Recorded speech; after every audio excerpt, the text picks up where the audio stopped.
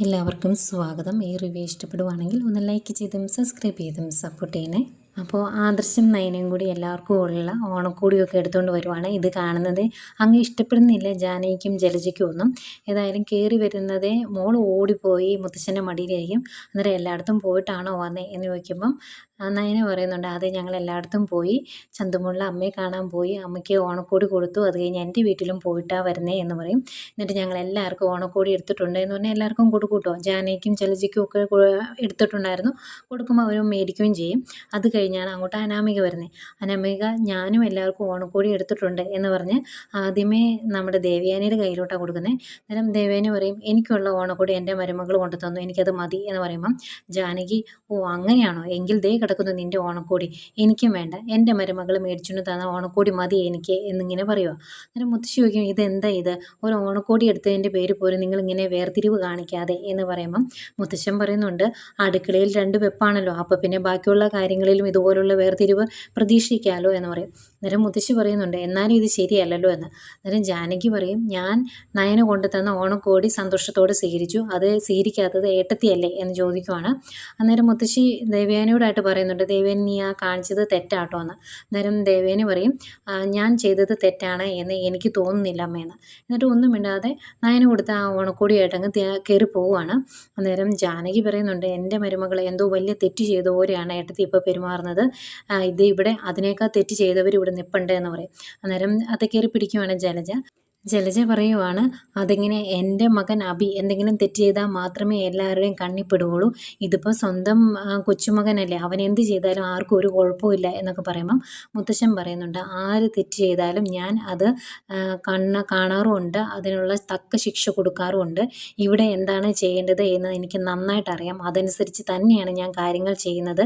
ഇപ്പോൾ തന്നെ നിങ്ങൾ ഓരോന്ന് പറഞ്ഞല്ലോ, നിങ്ങൾ ഓരോന്ന് മനസ്സിൽ വെച്ചുകൊണ്ട് നടക്കുവാണ്, തുറന്നു പറയാൻ പറ്റാത്തത് കൊണ്ടാണ് എന്നൊക്കെ എന്നോട് പറഞ്ഞായിരുന്നല്ലോ, അതിനേക്കാൾ ഏറെ കാര്യങ്ങൾ മനസ്സിൽ വെച്ച് പെരുമാറി, മനസ്സിൽ വെച്ച് ബാക്കിയുള്ളവർക്ക് ബുദ്ധിമുട്ടുണ്ടാകാതെ സഹിച്ച് മുന്നോട്ട് പോകുന്നത് ആദർശം നയനയുമാണ്. ഈ കുടുംബം ആടി ഒലയാതിരിക്കാൻ വേണ്ടിയാണ് അവരങ്ങനെയൊക്കെ ചെയ്യുന്നത് എന്നൊക്കെ ഇങ്ങനെ പറയുമ്പോഴേക്കും അതൊന്നും അങ്ങ് ഇഷ്ടപ്പെടാതെ ഇങ്ങനെ നിൽക്കുവാണ് എല്ലാവരും. അന്നേരം അനാമിക പറയുന്നുണ്ട്, മുത്തശ്ശ അങ്ങനെ പറയാനാണെങ്കിൽ അതിലേറെ കാര്യങ്ങൾ ഞങ്ങളും മനസ്സിൽ വെച്ചുകൊണ്ട് നടക്കുന്നുണ്ട്, ഈ വീട്ടിൽ ഒരു പ്രശ്നം ഉണ്ടാകാതിരിക്കാൻ വേണ്ടി തന്നെയാണ് ഞങ്ങൾ അങ്ങനെയൊക്കെ ചെയ്യുന്നത് എന്ന് പറയുമ്പോൾ മുത്തശ്ശൻ പറയുന്നുണ്ട്, എങ്കിൽ അത് അവിടെ തന്നെ ഇരുന്നോട്ടെ, അതിനെപ്പറ്റി കൂടുതൽ ചർച്ചയൊന്നും വേണ്ട, ഒരു നല്ല ഓണമാണ് വരുന്നത്, എല്ലാ സമയത്തെയും പോലെ നല്ല രീതിയിൽ ആ ഓണം മുന്നോട്ട് പോകണം, എനിക്കൊരു വലിയ അസുഖമുള്ളതാണ്, അതെങ്കിലും നിങ്ങളാരും മറക്കരുത് എന്നൊക്കെ പറയുന്നു. അന്നേരം പിന്നെ എല്ലാവരും ഒന്നങ്ങ് ഒതുങ്ങുവാണ്. പിന്നെ കാണിക്കുന്നത് നയന നവ്യയ്ക്ക് ഓണക്കോടി കൊണ്ടു കൊടുക്കുന്നതാണ്. അത് കയ്യിലോട്ട് കൊടുക്കാൻ തുടങ്ങുമ്പോഴത്തേക്കും നവ്യ ചോദിക്കുന്നുണ്ട്, ഇത് ആര് മേടിച്ചതാണ് എന്ന്.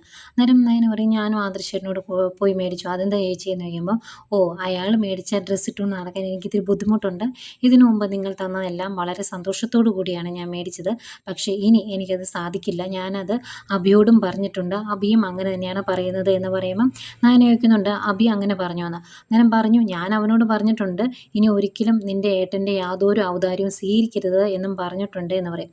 അന്നേരം നയന പറയുന്നുണ്ട്, ചേച്ചിക്ക് ഇനിയിപ്പം ഈ ഡ്രസ്സ് വേണ്ട എങ്കിൽ ഉപയോഗിക്കേണ്ട, മേടിക്കേണ്ട, എനിക്കൊരു പ്രശ്നവുമില്ല, അതിൻ്റെ പേരിൽ ആദർശേട്ടനെ കുറ്റം പറയാനായിട്ട് വരണ്ട എന്ന് പറയുമ്പോൾ നവ്യ ചോദിക്കും, അയാൾ ഒരു തെറ്റ് ചെയ്തതുകൊണ്ടല്ലേ കുറ്റം പറയേണ്ടി വരുന്നത്, അത് പറയുമ്പോൾ നിനക്കെന്താ ഇത്ര പൊള്ളുന്നത് എന്ന് ചോദിക്കുമ്പം നയന പറയുന്നുണ്ട്, എൻ്റെ ആദർശേട്ടൻ യാതൊരു തെറ്റും ചെയ്തിട്ടില്ല എന്ന് എനിക്ക് ഉറപ്പുണ്ട്, ഈ വീട്ടിൽ ഏറ്റവും കൂടുതൽ ആദർശേട്ടനെ വിമർശിക്കുകയും കളിയാക്കുകയും ചെയ്യുന്നത് ചേച്ചിയാണ് എന്ന് പറയുമ്പം, അതെ അങ്ങനെ ആയിക്കോട്ടെ, തെറ്റ് ചെയ്തുകൊണ്ടല്ലേ, അല്ലാതെ ചുമ്മാതൊന്നും അല്ലല്ലോ, പണ്ടൊക്കെ നിൻ്റെ ആദർശേട്ടനെ പോലെ ആയിരുന്നെങ്കിൽ എൻ്റെ അഭി എന്ന് ഞാൻ ആഗ്രഹിച്ചിട്ടുണ്ട്, പക്ഷേ ഇപ്പോൾ അങ്ങനെ ഒരു ആഗ്രഹമില്ല, ഏതായാലും അയാളേക്കാൾ ഭേദമാണ് എൻ്റെ അഭി എന്ന് പറയുമ്പം നയന പറയുന്നുണ്ട്, ആയിക്കോട്ടെ ചേച്ചി, ഇനി ആദർശേട്ടനെ കുറ്റം പറയണ്ട, അതെനിക്ക് ഇഷ്ടമല്ല എന്ന് തന്നെ പറയും. എന്നിട്ട് നവിയോട് പറയുന്നുണ്ട്, ചേച്ചി ഒരു കാര്യം മനസ്സിലാക്കണം, എൻ്റെ ഭർത്താവ് ഈ വീട്ടിലുള്ളവർക്ക് വേണ്ടി, ഈ വീട് തകരാതിരിക്കാൻ വേണ്ടി ഒരുപാട് സഹിക്കുന്നുണ്ട്, പലതും മനസ്സിൽ വെച്ചുകൊണ്ട് നടക്കുന്നുണ്ട്, അതൊന്നും ചേച്ചിക്ക് അറിയത്തില്ല, അതുകൊണ്ട് തന്നെ ആ മനുഷ്യനെ കുറ്റപ്പെടുത്താൻ ഞാൻ സമ്മതിക്കത്തില്ല എന്ന് പറഞ്ഞിട്ട് നയനെ അങ്ങോട്ട് പോകുന്നു. അന്നേരം എന്തൊക്കെയോ ഒരു സംശയം പോലെയൊക്കെ നിൽക്കുന്നുണ്ട് നവ്യ, നാളെ നേരെ പ്ലേറ്റ് തിരിക്കുമെന്ന് അറിയില്ല. പിന്നീട് ഗോവിന്ദനെയും കനകയാണ് കാണിക്കുന്നത്. ഗോവിന്ദൻ ഓരോ വർക്ക് ചെയ്തുകൊണ്ടിരിക്കുകയാണ്. അന്നേരം കനക അങ്ങോട്ട് വരുമ്പം ഗോവിന്ദൻ പറയുന്നുണ്ട്, പണ്ട് നല്ല നല്ല വർക്കുകൾ കിട്ടാൻ നമുക്ക് ബുദ്ധിമുട്ടുണ്ടായിരുന്ന സമയത്ത് ഞാൻ ഒരുപാട് ആഗ്രഹിച്ചിട്ടുണ്ട്. അന്നൊന്നും അത്രയും കിട്ടിയിരുന്നില്ല. പക്ഷേ ഇപ്പം എത്ര ചെയ്താലും തീരാത്ത പോലെ വർക്ക് കിട്ടുന്നത് എന്നിങ്ങനെ പറയുമ്പം കനക പറയുന്നുണ്ട്, അതെന്തുകൊണ്ടാണ് എന്നറിയാവോ? നമ്മുടെ മകള് വലിയ ഡിസൈനറല്ലേ, അതുകൊണ്ട് തന്നെ നമുക്കിപ്പം കുറച്ച് വിലയൊക്കെ കൂടിയിട്ടുണ്ട് എല്ലാവരുടെയും ഇടയിൽ, അതുകൊണ്ടാണ് എന്ന് പറയുമ്പം ഗോവിന്ദൻ പറയുന്നുണ്ട്, അതുകൊണ്ട് മാത്രമല്ല നമ്മൾ അനന്തപുരിക്കാരുടെ ബന്ധുക്കളല്ലേ, അതിൻ്റെ ഒരു പവർ കൂടി അതിൻ്റെ ഒരു മെച്ചം കൂടി നമുക്കുണ്ട്, അതുകൊണ്ടാണ് എന്ന് പറയും. എന്നിട്ട് പറയുന്നുണ്ട്, ഈ പ്രാവശ്യം കുറേ വർക്ക് കിട്ടിയിട്ടുണ്ട്, നല്ല സെയിൽ നടക്കും, അതുകൊണ്ട് ഓണം നമുക്ക് വലിയ ബുദ്ധിമുട്ടില്ലാതെ പോകും എന്നൊക്കെ ഇങ്ങനെ ഇവർ പറഞ്ഞുകൊണ്ടിരിക്കുമ്പോഴാണ് അങ്ങോട്ടേക്ക് നവ്യയും അഭിയും കൂടെ വരുന്നത്. അവരും ഓണക്കോടിയായിട്ടാട്ടോ തന്നെ. അന്നേരം അവർ കയറി വരുന്ന കാണുന്നത് കനക ഗോവിന്ദനോട് പറയുന്നുണ്ട്, ഇപ്പം ആദർശം നയനമോളൂടെ നമുക്ക് ഓണക്കോടി തന്നിട്ട് പോയല്ലേ ഉള്ളൂ, അപ്പം അതിന് പകരമായിട്ട് ഇതേ അവരും മേടിച്ചുകൊണ്ട് വരുന്നുണ്ട് എന്ന്. അവർ വരുന്നത് മോനെ അങ്ങ് എടുക്കും കേട്ടോ കനക. എന്നിട്ട് ചക്കര വാവി എന്നൊക്കെ പറഞ്ഞ് മോനെ കളിപ്പിച്ചുകൊണ്ടിരിക്കുകയാണ്. അന്നേരം നവ്യ പറയും, ഞാൻ നിങ്ങൾക്ക് ഓണക്കോടി തരാൻ വേണ്ടി വന്നതാ എന്ന്. അന്നേരം ഗോവിന്ദൻ പറയും, അതിൻ്റെ ആവശ്യമില്ലായിരുന്നു, കുറച്ച് മുമ്പാണ് നയനയും ആദർശമോനോട് വന്നിട്ട് ഓണക്കോടിയൊക്കെ തന്നിട്ട് പോയത് എന്ന് പറയുമ്പം നവ്യയ്ക്ക് അതിങ്ങ് ഇഷ്ടപ്പെടുകയില്ല. അപ്പം നവ്യ ചോദിക്കും, അതെന്താ അവർ കൊണ്ട് തന്നിട്ടുണ്ടെങ്കിൽ പിന്നെ ഞങ്ങൾ തന്നാൽ സ്വീകരിക്കില്ലേ എന്ന്. അന്നേരം അതുകൊണ്ടല്ല, വെറുതെ ഡ്രസ്സ് വാങ്ങിച്ച് പൈസ കളയണ്ടല്ലോ, അതുകൊണ്ട് പറഞ്ഞതാ എന്ന് പറയും. അന്നേരം നവ്യ പറയുന്നുണ്ട്, അതുകൊണ്ടൊന്നുമല്ല, മിക്കവാറും ഞങ്ങളുടെ കയ്യിൽ നിന്ന് മേടിക്കണ്ടെന്ന് ആ മനുഷ്യൻ പറഞ്ഞു കാണുമെന്ന്. ആദർശിനെയാണോ ഉദ്ദേശിക്കുന്നത്? അന്നേരം കനക പറയും, ആദർശമോൻ അങ്ങനെയൊന്നും പറയുകയില്ല എന്ന്. അന്നേരം നവ്യ ചോദിക്കും, അയ്യോ ഇപ്പോഴും ആദർശമോൻ എന്നൊക്കെ തന്നെയാണ് വിളിക്കുന്നത്, നിങ്ങളുടെ സ്വഭാവത്തിന് ഇപ്പം നല്ല മാറ്റമുണ്ട്, ആ മാറ്റം എന്താണ് എന്ന് എനിക്ക് മനസ്സിലായില്ല, എന്താ കാര്യം എന്ന് ചോദിക്കും. അന്നേരം അവരൊന്നും മിണ്ടാതിരിക്കുവാണേ. അന്നേരം അഭി പറയുന്നുണ്ട്, നവ്യ ഇന്നത്തെ കാലത്ത് ഇങ്ങനെയാണ്, എന്തെങ്കിലും തെറ്റ് ചെയ്യുന്നവരെ അല്ലെങ്കിൽ കഞ്ചാവും മദ്യവും ഒക്കെ കഴിച്ച് പെണ്ണുപിടിയും ഒക്കെ ആയിട്ട് നടക്കുന്നവർക്കൊക്കെയാണ് പലരും പ്രാധാന്യം കൊടുക്കുന്നത്, ആ ഒരു രീതിയിൽ ഈ ലോകം മാറി എന്നൊക്കെ പറയുമ്പം ഗോവിന്ദൻ പറയുന്നുണ്ട്, അങ്ങനെയൊന്നുമില്ല, ഏതായാലും ആദർശ അത്ര മോശപ്പെട്ട ആളൊന്നും അല്ല എന്നുള്ള കാര്യം ഞങ്ങൾക്കറിയാം. അനന്തപുരിയിലെ മൂർത്തി സാറിൻ്റെ അതേ സ്വരൂപമാണ് ആദർശ. അത് ഞങ്ങൾ ഈ അടുത്തൊരു ഇൻ്റർവ്യൂവിൽ കുറേ ആൾക്കാർ പറയുന്നതും കേട്ടു. അത്രയും നല്ല ഒരു സ്വഭാവമുള്ള ആദർശ് വേറൊരു രീതിയിൽ തെറ്റ് ചെയ്യുമെന്ന് ഞങ്ങൾക്ക് തോന്നുന്നില്ല, അതുകൊണ്ടാണ് എന്നൊക്കെ പറയും. ഏതായാലും നവ്യയ്ക്ക് ഇവരുടെ രീതിയും സംസാരമൊന്നും ഇഷ്ടപ്പെടുന്നില്ല. അന്നേരം നവ്യ വീണ്ടും ആദർശിനെ കുറ്റപ്പെടുത്തുമ്പം അതൊന്നും മിണ്ടാതെ ഇങ്ങനെ കേട്ട് നിന്നിട്ട് കനക പറയും, അതെന്തെങ്കിലും ആട്ടെ, ബാ നിങ്ങൾക്ക് കുടിക്കാൻ എന്തെങ്കിലും എടുക്കാമെന്ന് പറഞ്ഞ് അകത്തേക്ക് പോവാം. നവ്യയും ഇഷ്ടപ്പെടാതെയാണെങ്കിലും അകത്തോട്ട് പോകുന്നുണ്ട്. അത് കഴിഞ്ഞ് ഗോവിന്ദൻ്റെ അടുത്തിരിക്കുന്ന അഭി കുറേ ആദർശിനെ കുറ്റം പറയാൻ ശ്രമിക്കുന്നുണ്ട്. എന്നെ ജോലിയിൽ തരം താഴ്ത്തി എനിക്ക് നല്ലൊരു പ്രാധാന്യം തരുന്നില്ല, അത് ആദർശിൻ്റെ അസൂയ കൊണ്ടാണ് എന്നൊക്കെ പറയുമ്പോഴും ഗോവിന്ദൻ പറയുന്നുണ്ട്, ആ കമ്പനി ആ രീതിയിൽ വളർത്തിയെടുത്തത് ആദർശാണ്. മൂർത്തി സാറിൻ്റെ കയ്യിൽ ആ കമ്പനി ഇരുന്നപ്പോൾ എങ്ങനെയായിരുന്നു അതിൻ്റെ 10 ഇരട്ടി വളർന്നിട്ടുണ്ട് ഇപ്പം ജ്വല്ലറികളെല്ലാം. അതിന് കാരണം ആദർശിൻ്റെ ഹാർഡ് വർക്കല്ലേ, അപ്പോൾ എന്തെങ്കിലും തെറ്റ് ചെയ്യാതെ അഭയെ തരം താഴ്ത്തുമോ എന്ന് ചോദിക്കും. അന്നേരം പറയുന്നുണ്ട്, അവിടെ അനിക്ക് 3 ബ്രാഞ്ച് കൊടുത്തിട്ടുണ്ട്, ആ ബ്രാഞ്ചിൽ പോയി ബ്രാഞ്ചിലോട്ട് അവൻ തിരിഞ്ഞു നോക്കുന്ന പോലുമില്ല, എന്നിട്ടും അവനെ യാതൊരു രീതിയിലും തരം താഴ്ത്തുമൊന്നും അവർ ചെയ്തിട്ടില്ല എന്ന് പറയുമ്പം ഗോവിന്ദൻ പറയുന്നുണ്ട്, അനി ആ കമ്പനിയിലേക്ക് തിരിഞ്ഞു നോക്കുന്നില്ലായിരിക്കാം, ശരിയാണ്, പക്ഷേ ആ കമ്പനിയിൽ വരുന്ന ലാഭത്തിൻ്റെ പകുതി അടിച്ചു മാറ്റാനൊന്നും ഒരിക്കലും അനി മുതിരില്ല, അത് ആദർശിന് നന്നായിട്ട് അറിയാം, അതുകൊണ്ടായിരിക്കും എന്ന് പറയുമ്പോൾ അങ്ങനെ ഞാൻ ചെയ്യുന്നുണ്ടോ എന്ന് ചോദിക്കും. അന്നേരം ഗോവിന്ദൻ പറയുന്നുണ്ട്, അതൊന്നും എനിക്കറിയത്തില്ല, നിങ്ങൾ അനിയനും ചേട്ടനും തമ്മിലുള്ള പ്രശ്നങ്ങളിലൊന്നും ഞാൻ ഇടപെടുന്നില്ല എന്ന് പറയും. അന്നേരം അഭിക്കൊരു സംശയം, ഇനി ഇവരും സത്യങ്ങളൊക്കെ അറിഞ്ഞിട്ടാണോ ഇങ്ങനെ പെരുമാറുന്നേ എന്ന് ആ ഒരു ടെൻഷനോടെ ഇരിക്കുവാണ് അഭി. പിന്നെ കാണിക്കുന്ന അനന്തപുരിയിലെ ഓണാഘോഷമാണ്. എല്ലാവരും ഓണം ആഘോഷിക്കുന്നു, പൂത്തിരി കത്തിക്കുന്നു, അങ്ങനെ ഓരോ കാര്യങ്ങളൊക്കെ ചെയ്ത് നല്ല സന്തോഷത്തോടെ നിൽക്കുമ്പം അനാമികയും ജാനകിയും മാത്രം മാറി നിൽക്കുക കേട്ടോ. ഏതായാലും ജലജിയും നവ്യൊക്കെ ഭയങ്കര സന്തോഷത്തോടെ ഓരോന്ന് ചെയ്യുമ്പം ദേവയാനി പറയുന്നുണ്ട്, ഏതായാലും നമ്മളോടുള്ള ദേഷ്യം കൊണ്ടാണെങ്കിലും അമ്മായിമ്മയും മരുമോളും ഒന്നായിട്ടോ എന്നിങ്ങനെ നയനോട് പറയുമ്പോൾ അങ്ങനെയെങ്കിലും ഒരു നല്ല കാര്യം ഉണ്ടായല്ലോ ഇതുകൊണ്ട് എന്നും പറയുന്നുണ്ട്.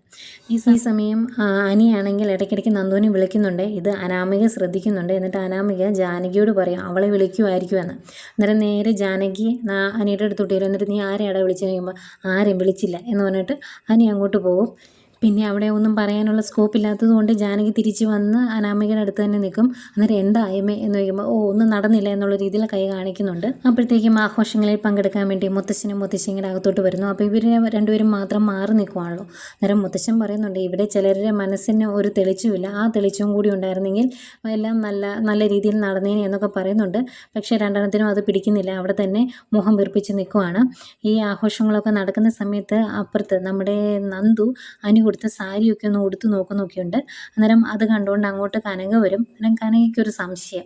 അന്നേരം കനക അടുത്ത് വന്നിട്ട് ചോദിക്കുവാണ്, എടി ഇത് നീ നിനക്ക് വേണ്ടി മേടിച്ച സാരിയാണെന്നല്ലേ പറഞ്ഞത്, എന്നിട്ട് നീ എന്തിനാ ഇപ്പോൾ ഉടുത്ത് നോക്കിയത് എന്ന് ചോദിക്കുമ്പം അല്ലമ്മേ ചേരുമോ എന്നറിയാൻ വേണ്ടി ഉടുത്തതാ എന്ന് പറയും. അന്നേരം അല്ല, നിനക്ക് ഒരിക്കലും സാരിയോട് ഇഷ്ടമൊന്നും തോന്നിയിട്ടില്ല, ഒരിക്കലും നീ തന്നെ സാരി എടുക്കുന്നത് കണ്ടിട്ടുമില്ല ഞങ്ങൾ, പിന്നെ എന്താ ഇപ്പോൾ ഇങ്ങനൊരു സാരി ഉടുക്കാൻ തോന്നിയത് എന്ന് ചോദിക്കുമ്പം നന്ദു പറയുന്നുണ്ട്, എപ്പോഴും യൂണിഫോമിലും ജീൻസും ഷർട്ടും ഒക്കെ തന്നെയല്ലേ ഞാൻ ഇടുന്നത്, അതുകൊണ്ട് ഒന്ന് സാരി ഉടുത്ത് നോക്കാമെന്ന് തോന്നി, അത്രേ ഉള്ളൂ എന്ന് പറയും. അന്നേരവും കനകയ്ക്ക് സംശയം. കനക ഇത് അനി മേടിച്ചതാണെന്നൊന്നും അല്ലല്ലോ അല്ലേ എന്ന് ചോദിക്കുമ്പോഴേക്കും ചെറിയൊരു പതർച്ചയെ നന്ദുവിന് അല്ലമ്മ എന്ന് പറയുമ്പം പക്ഷെ നിൻ്റെ പറച്ചിൽ കേട്ടിട്ട് എനിക്ക് അങ്ങനെ അല്ലല്ലോ തോന്നുന്നത്. നന്ദു ഒരു കാര്യം പറഞ്ഞേക്കാം, നീ അവനുമായിട്ട് കൂടുതൽ അടുക്കാൻ പോകരുത് എന്ന് പറയുവാണ്.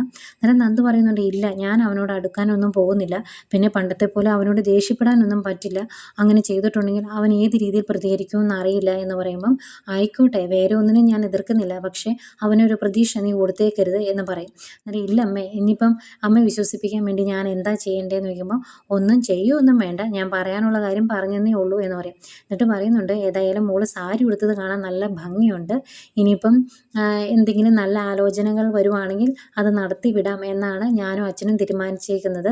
അതുകൊണ്ട് ഇടയ്ക്ക് സാരി ഉടുത്ത് നോക്കുന്നതൊക്കെ നല്ലതാണ്, കാരണം ചെറുക്കൻ പെണ്ണ് കാണാൻ വരുമ്പോൾ സാരി ഉടുത്തുകൊണ്ട് വേണമല്ലോ അവരുടെ മുന്നിലേക്ക് ചെല്ലാൻ, അതുകൊണ്ട് എന്നൊക്കെ പറഞ്ഞിട്ട് ഏതായാലും നല്ല സാരിയാ എന്നൊക്കെ പറഞ്ഞിട്ട് കനക അങ്ങ് പോവാണ്. എന്നിട്ട് തിരിഞ്ഞു നിന്നിട്ട് പറയുന്നുണ്ട്, നല്ല ഭംഗിയുണ്ട് നന്ദു, ഇതേതായാലും നിനക്ക് നന്നായിട്ട് ചേരുന്നുണ്ട്, നിൻ്റെ സെലക്ഷൻ നല്ല സൂപ്പറാണ് എന്നൊക്കെ പറഞ്ഞിട്ട് കനക അങ്ങ് പോവുക. അന്നേരം കണ്ണാടി നോക്കി നിന്നിട്ട് നന്ദു ഇങ്ങനെ പറയുവാണ്, ഇത് എൻ്റെ സെലക്ഷനല്ല, എൻ്റെ അനിയുടെ സെലക്ഷനാണ് എന്ന്. എന്നിട്ട് കുറേ നേരം കണ്ണാടിയുടെ ഫ്രണ്ടിൽ നിന്ന് തിരിഞ്ഞു മറിഞ്ഞൊക്കെ നോക്കുന്നുണ്ട്. എന്തോ ഭയങ്കര സന്തോഷമായി നന്ദുവിന്. ഈ സമയം അനിയും ഇപ്പുറത്തിങ്ങനെ നന്ദുവിനെ പറ്റി ആലോചിച്ചുകൊണ്ട് നിൽക്കുവാണ് അനന്തപുരിയിൽ. ലാസ്റ്റ് എന്നിട്ട് നന്ദുവിനെ വിളിക്കും. ഏതായാലും ഫോൺ എടുക്കുന്നുണ്ട് നന്ദു. ഫോൺ എടുത്ത് കഴിയുമ്പം നീ എന്തെടുക്കുക എന്ന് ചോദിക്കുമ്പോൾ വെറുതെ ഇരിക്കുക എന്ന് പറയും. അന്നേരം ആ സാരി നീ എടുത്ത് നോക്കിയോ, നിനക്ക് ഇഷ്ടപ്പെട്ടോ എന്ന് ചോദിക്കുമ്പോൾ ഞാൻ എടുത്ത് നോക്കിയൊന്നുമില്ല എന്ന് പറയും. അതെന്താ എടുത്ത് നോക്കാതെ, നിനക്ക് കൊടുക്കാൻ വേണ്ടിയല്ലേ ഞാൻ മേടിച്ചു തന്നത്, എന്നിട്ട് നീ എന്താ നോക്കാത്തതെന്ന് ചോദിക്കുമ്പം അത് ചിലപ്പോൾ ഞാൻ അമ്മയ്ക്ക് കൊടുക്കും എന്ന് പറയുമ്പം അനി പറയുന്നുണ്ട്, അമ്മയ്ക്ക് കൊടുക്കാനാണെങ്കിൽ ഞാൻ വേറെ മേടിച്ച് തരാം, അത് നിനക്ക് വേണ്ടിയാണ് ഞാൻ മേടിച്ചു തന്നത്, അത് നീ ഉടുക്കണം, ഉടുത്തിട്ട് എനിക്കൊരു ഫോട്ടോ അയച്ചു തന്നെ എന്ന് പറയുമ്പം അതൊന്നും നടക്കുന്ന കാര്യമല്ല അനി, ഞാനത് ചിലപ്പം തുറന്നു പോലും നോക്കില്ല, അതുകൊണ്ട് നീ അങ്ങനെയൊന്നും പ്രതീക്ഷിക്കേണ്ട, നിനക്കിപ്പം ഉടുത്ത് കാണണമെന്നുണ്ടെങ്കിൽ നിൻ്റെ ഭാര്യയ്ക്ക് മേടിച്ചു കൊടുക്കുക, അതേ നടക്കുകയുള്ളൂ എന്ന് പറയും. അന്നേരം നിന്നോട് ഞാൻ പറഞ്ഞത് നീ കേൾക്ക് കേട്ടോ, അതാ നല്ലതെന്ന് പറയുമ്പോൾ അതൊന്നും നടക്കുകയില്ല, നീ എന്നെ നിർബന്ധിക്കുകയും വേണ്ട എന്ന് പറയും. അന്നേരം നാളെ നീ അത് ഉടുത്തിരിക്കണം എന്ന് പറയുമ്പോൾ ഇല്ല എന്നൊക്കെ പറഞ്ഞിട്ടാണ് നന്ദു ഫോൺ വയ്ക്കുന്നത്. പക്ഷേ നന്ദുവിൻ്റെ മനസ്സിൽ ഭയങ്കര സന്തോഷം കേട്ടോ അനി അത് മേടിച്ചു കൊടുത്തത് ഓർക്കുമ്പോൾ. ഏതായാലും ഇപ്പുറത്ത് അനിയൊരു സമാധാനത്തിന് ഇങ്ങനെ ഓർക്കുവാണ്, അവൾക്ക് എന്നോട് ഇങ്ങനെയൊക്കെ പെരുമാറാൻ പറ്റൂ, അതെനിക്കറിയാം, അത് ഈ ഇപ്പോൾ കാണിച്ചത് എന്നോടുള്ള നീരസമൊന്നും അല്ല എന്നും എനിക്കറിയാം, നിൻ്റെ മനസ്സിൽ ഞാനുണ്ടെന്നും എനിക്ക് ഉറപ്പാണ് എന്നൊക്കെ ഇങ്ങനെ ചിന്തിച്ച് നിൽക്കുന്ന അനിയും അതുപോലെ തന്നെ അനിയെപ്പറ്റി ചിന്തിച്ച് നിൽക്കുന്ന നന്ദുവിനെയും കാണിച്ചുകൊണ്ട് ഇന്നത്തെ എപ്പിസോഡ്